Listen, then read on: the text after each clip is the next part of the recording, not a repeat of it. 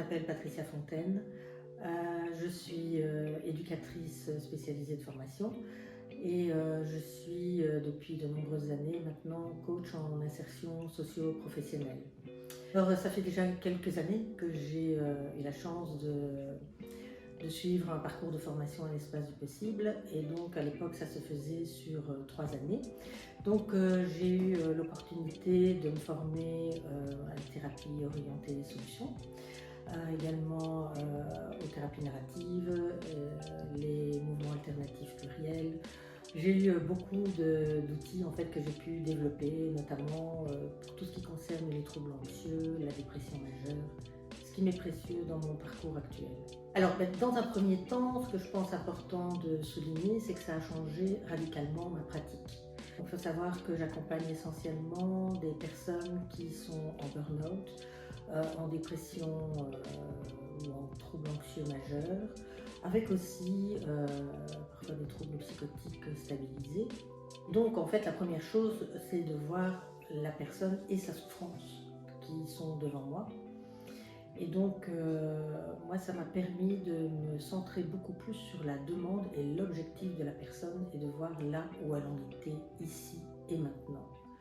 Si c'est une personne qui se sent plus en souffrance, mais donc plaignante, donc plutôt dans un processus de victimisation, et bien voilà, là on a des outils aussi pour la faire passer de plaignante à cliente et à demandeuse, et c'est là que commence le vrai travail.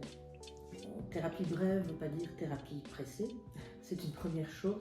Et donc moi quand j'accueille les gens, je dis mais c'est vous qui décidez de l'objectif qu'on va mettre. La première chose à faire, c'est de créer une alliance avec la personne. À partir de là, on peut faire beaucoup. Il faut vraiment créer un climat de confiance et lui dire moi j'ai pas d'attente. C'est la personne qui est actrice de son projet.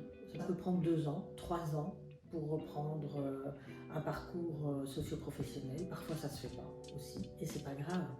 On avait en formation un formateur qui me disait toujours l'accompagnement c'est comme un tandem.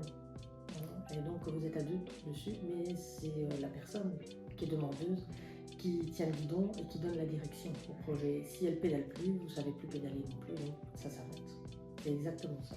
Je pense plus particulièrement à une patiente qui avait vraiment envie de retravailler, qui était quelqu'un qui était demandeuse et c'était vraiment un objectif important pour elle à atteindre. Mais en fait, elle était freinée par le fait de ne pas savoir prendre l'autoroute. Donc avec elle, j'ai travaillé notamment avec l'outil qui s'appelle le pire du pire, qui était vraiment génial. Et elle a été très réceptive. Elle est retournée au travail de façon très progressive. J'ai également d'autres personnes avec qui j'ai pu travailler avec les mouvements alternatifs, notamment dans le cas de traumas liés à une expérience de travail traumatique pour eux. Je le recommande parce qu'en fait ce sont des formations qui sont concrètes, qui nous donnent tout de suite des outils prêts à l'emploi. On travaille avec l'ici et maintenant et ça c'est primordial. L'ambiance elle est vraiment très très chouette. On a un accueil extrêmement chaleureux avec Marie qui est toujours souriante, qui est là, très réactive aussi dès qu'on a une demande. Enfin voilà, on a des petits biscuits, on a du thé, du café, enfin voilà.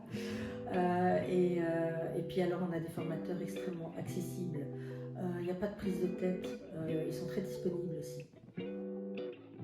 Alors, l'espace du possible en un mot, ressources.